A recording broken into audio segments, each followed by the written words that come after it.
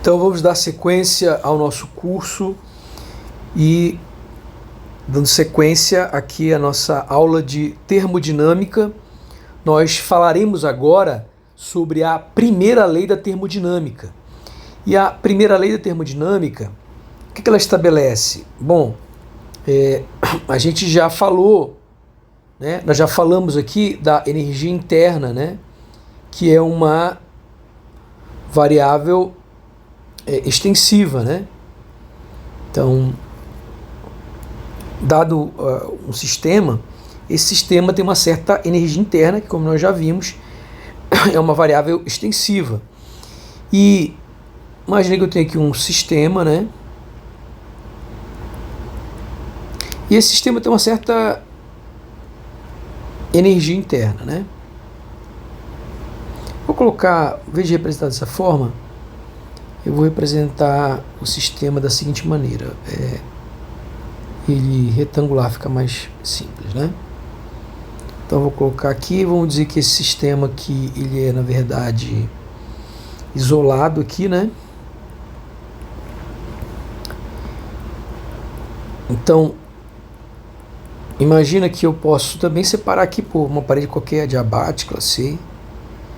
O importante é que eu tenho uma certa energia interna desse lado, dois subsistemas com duas energias internas.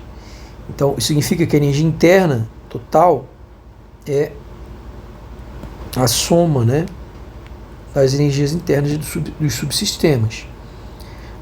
Justamente porque a energia interna é uma variável é uma função de estado, né, e ela é uma variável extensiva. Ok. Uma coisa importante é que se eu tenho um sistema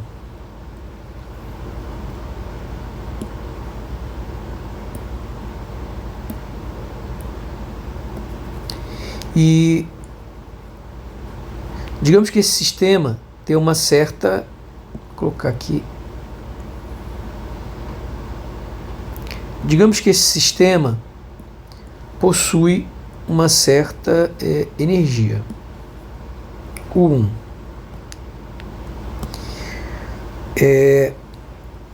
Bom, como nós colocamos aqui, esse sistema não pode mudar a sua energia, porque ele está... Mas digamos que essa parede aqui não fosse uma parede adiabática, né? Então ele pode trocar calor com a vizinhança. E aí o que acontece é que, digamos que a vizinhança tem uma temperatura maior. E aí um certo calor entra no sistema, né?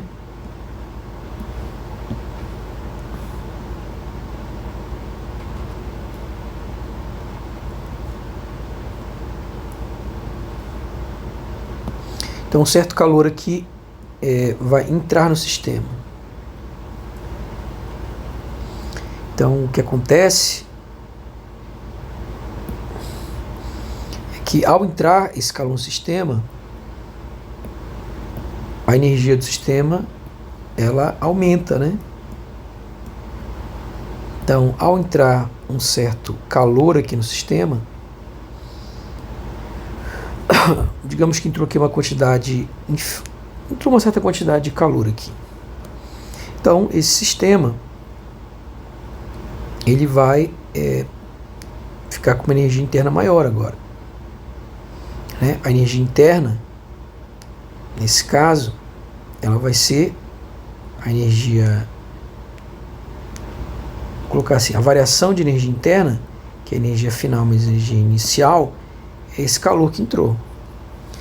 Mas também tem uma outra maneira, né, de fazer isso. Por exemplo, eu posso realizar um trabalho sobre o sistema, né? Então eu posso não faço nenhuma variação né? Mas imagina que eu tenho um êmbolo aqui, né? Digamos que eu tenho aqui o sistema, não tem mais calor agora, eu vou pegar ele aqui. Inclusive eu vou colocar de novo a parede adiabática.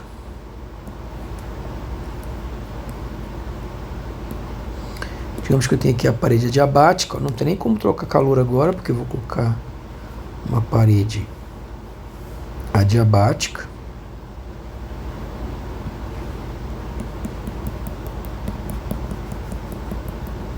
Só que eu tenho um êmbolo móvel.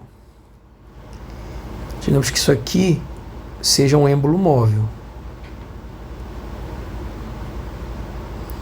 E aí eu aplico uma força aqui, né? Quando eu aplico essa força, eu desloco esse êmbolo móvel, né? E aí o que vai acontecer, né? Deixa eu apagar aqui.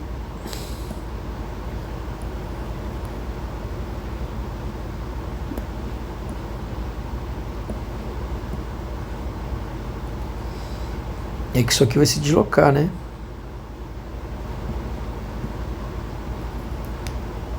Essa parede móvel, ela vai se deslocar.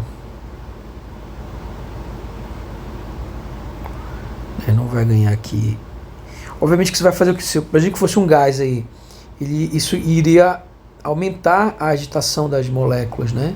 Ou seja, as moléculas iam ficar mais energéticas, né? Então quer dizer que ao realizar um trabalho sobre o sistema, eu aumento a energia do sistema. Isso significa então que a energia final aqui tive uma variação de novo de energia interna, que é exatamente a energia final menos a inicial, que é igual ao trabalho realizado sobre o sistema. Então, o que eu concluo no final das contas? Que a variação da energia do sistema, ela é devida a dois fatores: ao calor que esse sistema recebe e ao trabalho realizado sobre o sistema. Então, a variação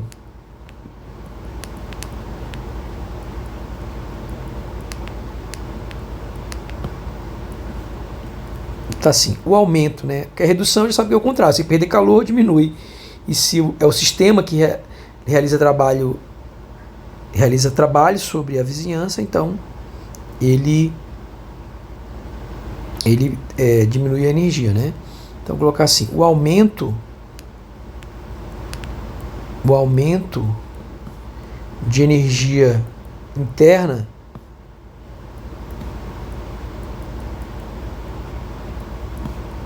do sistema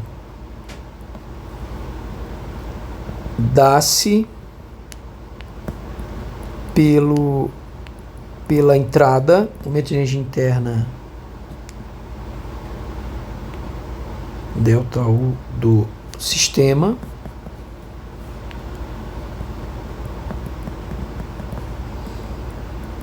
dá-se pela entrada de calor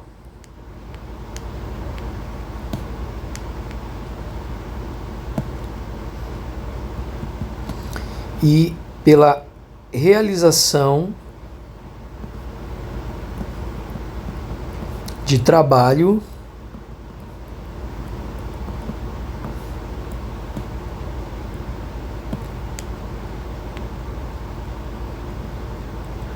sobre o sistema. Então, isso aí é o que a gente chama de primeira lei da termodinâmica. Primeira lei da termodinâmica. Que na forma diferencial ficaria como? O aumento de energia interna ocorre pela entrada de uma pequena quantidade de calor, né? Isso aqui não é um diferencial exato, uma pequena quantidade de calor que entra no sistema, ou pela pequena realização de um trabalho sobre o sistema. Ok? Então essa fórmula aqui é bem importante.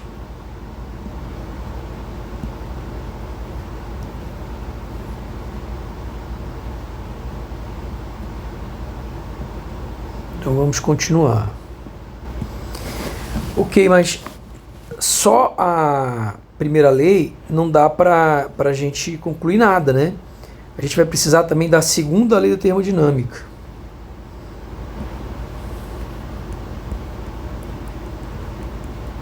Por que a primeira lei não é suficiente? Porque pensa no seguinte, Você pega o café que você acabou de fazer, se tirou lá do fogo, onde estava bem quente, digamos a 100 graus, ou quase 100 graus Celsius. E aí você coloca sobre a mesa. E rapidamente esse café esfria. Em poucos minutos ele esfria. Né? Ou seja, a energia do café passa para a vizinhança. Mas nada da primeira lei impede que o calor da vizinhança entre no café e o café fique ainda mais quente. E isso não violaria a primeira lei, mas viola a segunda lei. Porque a segunda lei, ela diz o seguinte, né? Considere paredes adiabáticas, né? Então, imagine o seguinte, que eu tenho aqui um sistema com paredes adiabáticas.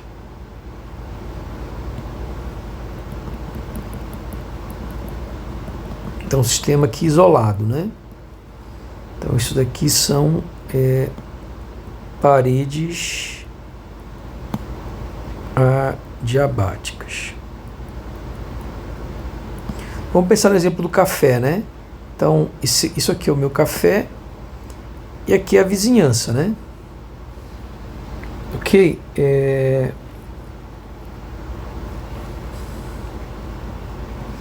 Ou melhor, para ficar igual ao livro, vamos pensar o seguinte, que aqui é o café e aqui é a vizinhança. E esse aqui é o meu estado A.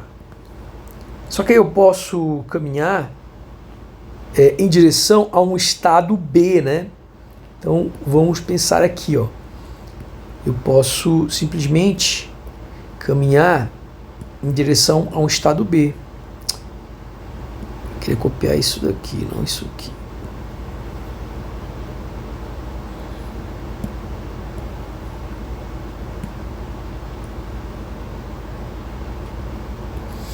Então imagina que eu estou no estado A e eu vou para o estado B.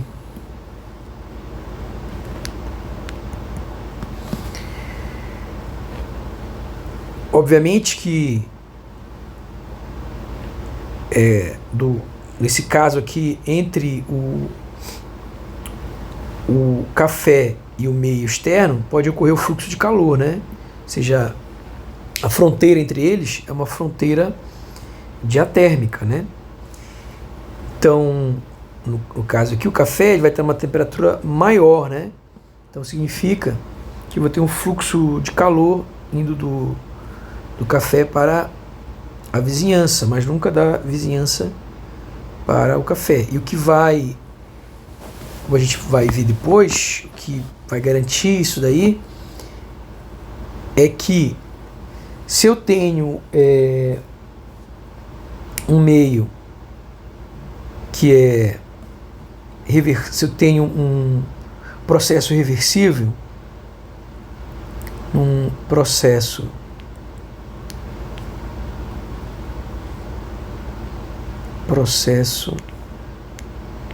adiabático, digamos que seja um processo adiabático reversível. Um processo adiabático reversível, a entropia final é igual à entropia inicial. E num processo adiabático irreversível,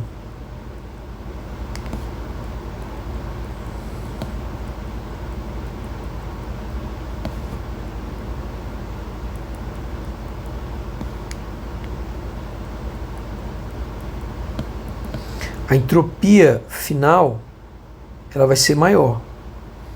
Eu vou colocar aqui maior do que ou igual, que no caso é o caso mais geral, né? No caso do processo reversível, ele vai ser igual. No processo irreversível, ele vai aumentar, né? De uma forma geral tem isso aqui, vou colocar assim, né? Ou seja, de uma forma geral, o que sempre acontece é que a entropia do estado final é sempre maior do que ou igual à entropia do estado inicial.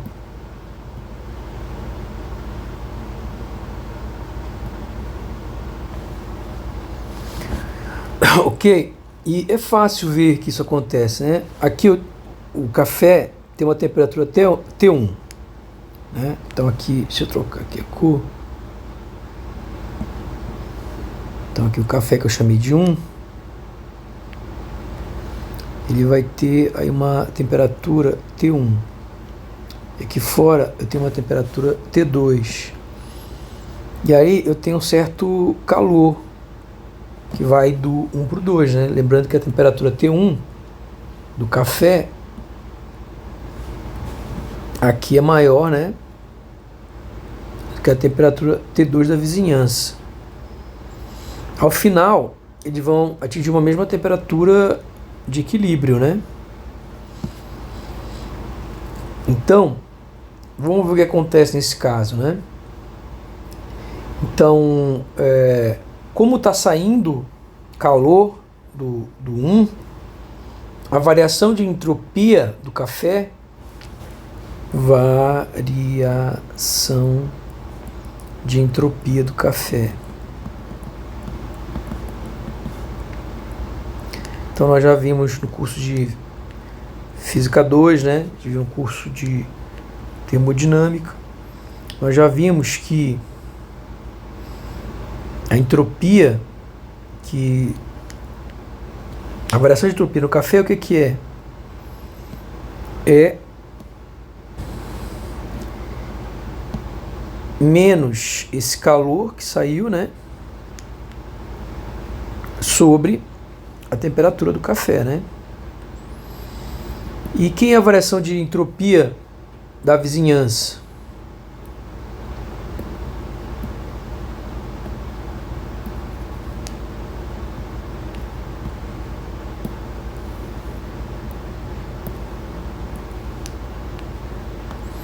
É da vizinhança do café.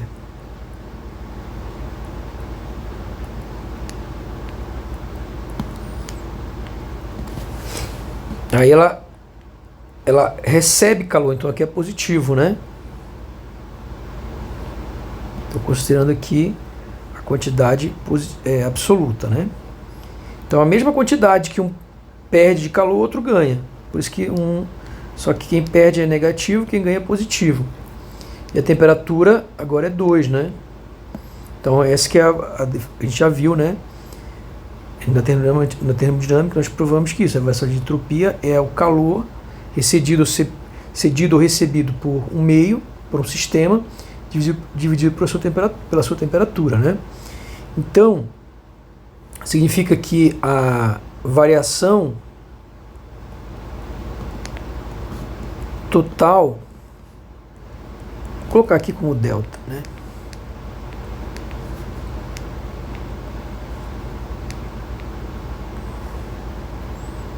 Colocar só o Q, né? Que não faz nem sentido falar em delta, porque esse delta não é uma variação, é só uma pequena quantidade, né? Então vou colocar um Q aqui mesmo.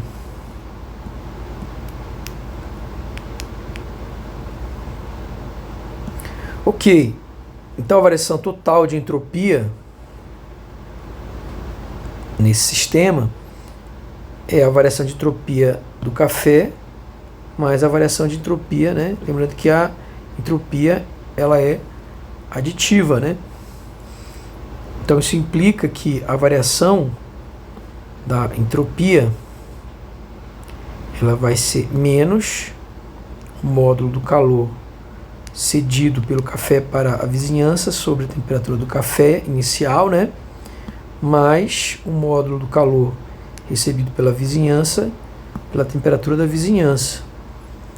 E aí o que a gente tem é que isso vai ser um módulo do calor aqui vezes 1 sobre T2 menos 1 sobre T1.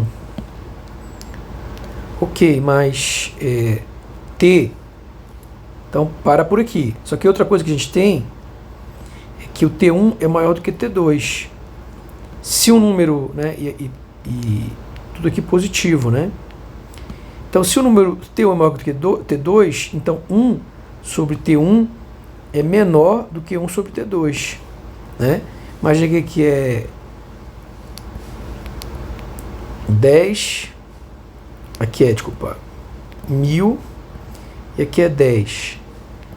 Aqui a inversa seria o que? 0,001 e 0,1.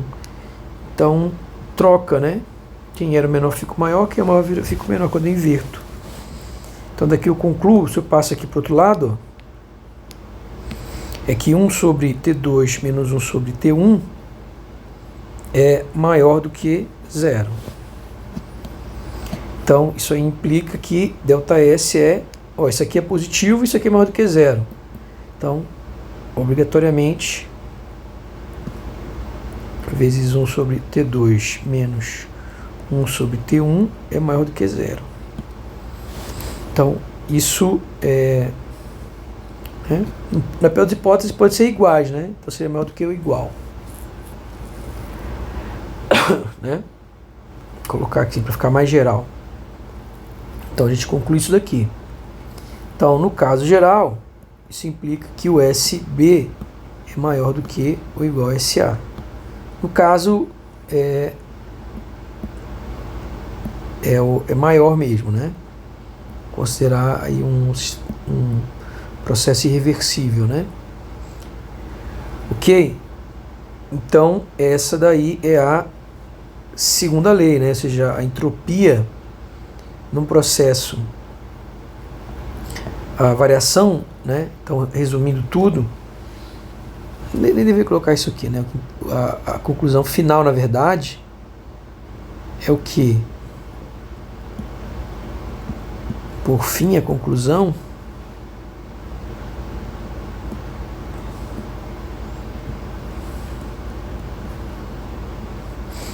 é que ΔS é maior do que ou igual a 0. Ok? Onde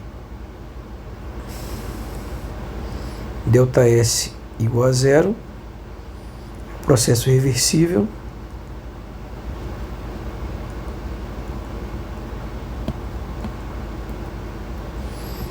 e ΔS maior do que 0 é o processo irreversível. Né? Então é por isso que o café ele não pode não posso esquentar o café, né? Porque para esquentar o café eu teria que o quê? Eu teria que estar indo desse para esse aqui, né? Então, nesse caso, eu estaria fazendo o quê? Eu estaria baixando a entropia. Ok? Mas isso não acontece, né? Então, é por isso que o café, ele sempre, se você bota o café quente em cima da mesa, ele sempre esfria. Ele nunca aquece, porque para isso ele teria que aumentar a sua entropia. No sistema, né, global aí, o sistema café vizinhança teria que aumentar a sua entropia, né? Isso não pode acontecer. Bom, a gente viu que a entropia ela é uma variável extensiva.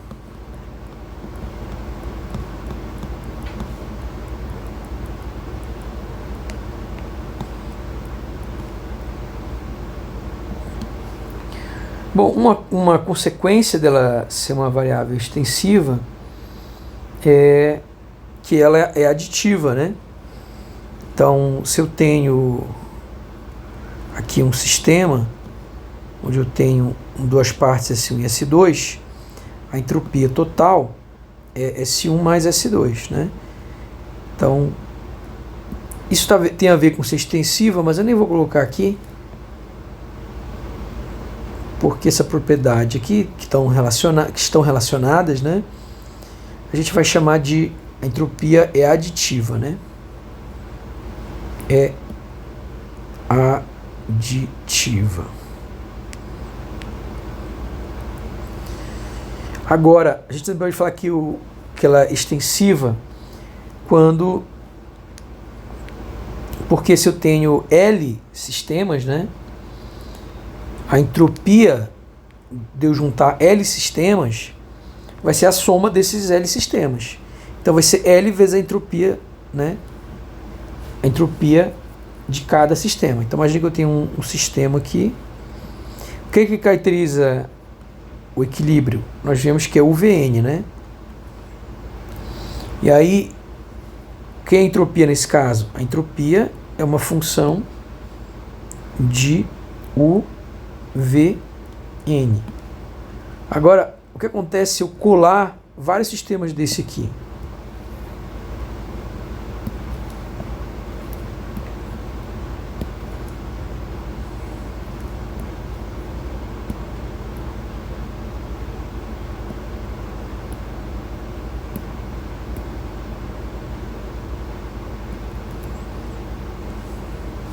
Então eu venho aqui, colo vários sistemas. Vou colocar mais um aqui ainda.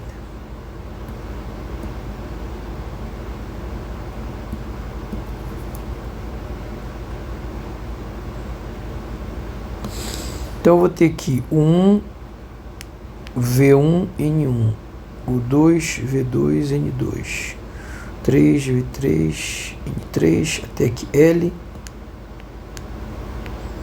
o L, VL, NL. Então eu tenho 3 sistemas aí, ó, né? Então aqui 1, 2, 2, 2, 3, 3, 3, L, L, L. Ok, então isso implica que a entropia de todo esse sistema, resultante aqui, né? Quem vai ser a entropia? Então aqui seria uma entropia 1, entropia 2, uma entropia 3 e uma entropia L. Mas a entropia total de todo esse sistema vai ser a soma, né? Vai ser S1 mais S2 até SL. Só que a gente falou que o quê? Que são sistemas idênticos, né? Se são sistemas idênticos, então quer dizer que o S é L vezes o SI, certo? Então, o S, no caso aqui, vamos pra gente, o S do sistema L, o LV, é esse que eu vou ter no final das contas, né? Eu vou ter um sistema grandão com energia L vezes a energia do sistema menorzinho. Eu vou ter um sistemazão com um volume L vezes o volume do sistemazinho. Eu vou ter um sistema com o número de partículas nesse sistemazão aqui, com o número de partículas L vezes o número de partículas do sistemazinho. Então, no final das contas, o que eu vou ter é que quando eu somo todos esses casos aí, eu vou ter que S de LU, LV, LN é L vezes, como todos são idênticos, L vezes a entropia de um único sistema. Então, no final das contas, um sistema aditivo aí, como definindo a entropia como variável extensiva, ela sempre vai ser caracterizada por isso aqui. Então a variável extensiva é caracterizada dessa maneira. Ok? Esse tipo de função, quando eu tenho uma função assim, ó, f de x, y, z igual, aí eu boto aqui tipo um fator aqui, ó. Coloco lambda x, lambda y, lambda z igual a lambda an vezes f de x, y, z. Ok? Isso aí é chamado uma função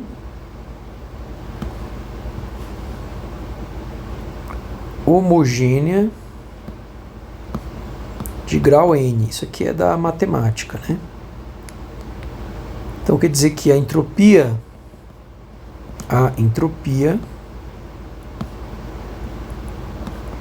é uma função homogênea de grau 1. Ok? Outra coisa que a gente pode observar é o seguinte: se nós fizermos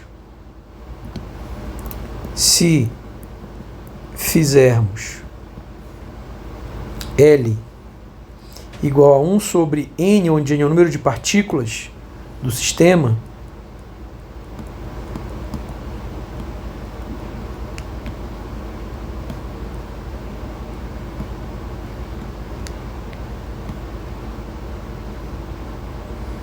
nós podemos reescrever essa expressão aqui da entropia.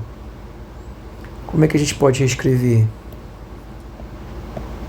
A gente pode reescrever.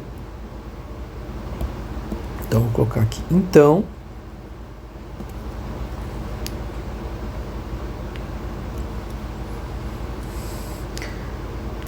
implica que o que?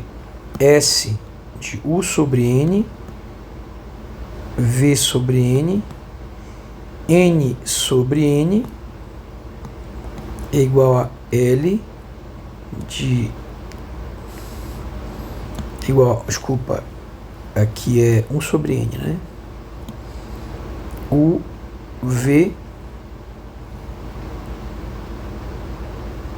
N, S, 1 sobre N, S de UV, S de UVN.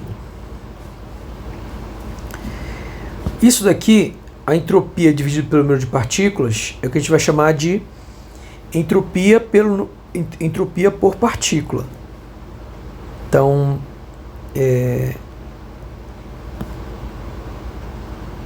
Szinho, que eu vou colocar com um S pequeno aqui, ó, é igual a entropia sobre N, isso aqui é entropia por partícula.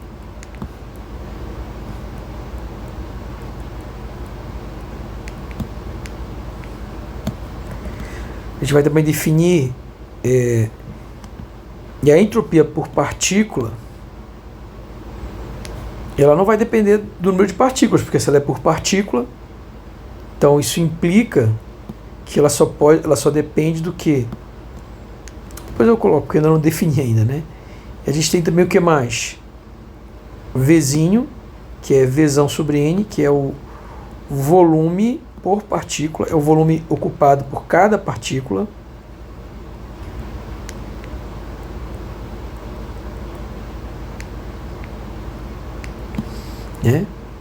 É o volume ocupado por partícula. E outra variável importante é o Uzinho, que é a energia interna por partícula. Energia por partícula. Então daqui o que a gente vai ter? Então isso implica que a entropia por partícula, ela não pode depender, se ela é por partícula, como é que ela vai depender do número de partículas? Então ela só pode ser função do volume por partícula e da energia por partícula. Ok? Então, a entropia por partícula, ela é uma função de apenas duas variáveis, da energia por partícula e do volume por partícula. Bom, a aula já ficou muito longa, a gente vai parar por aqui e a gente continua na próxima aula.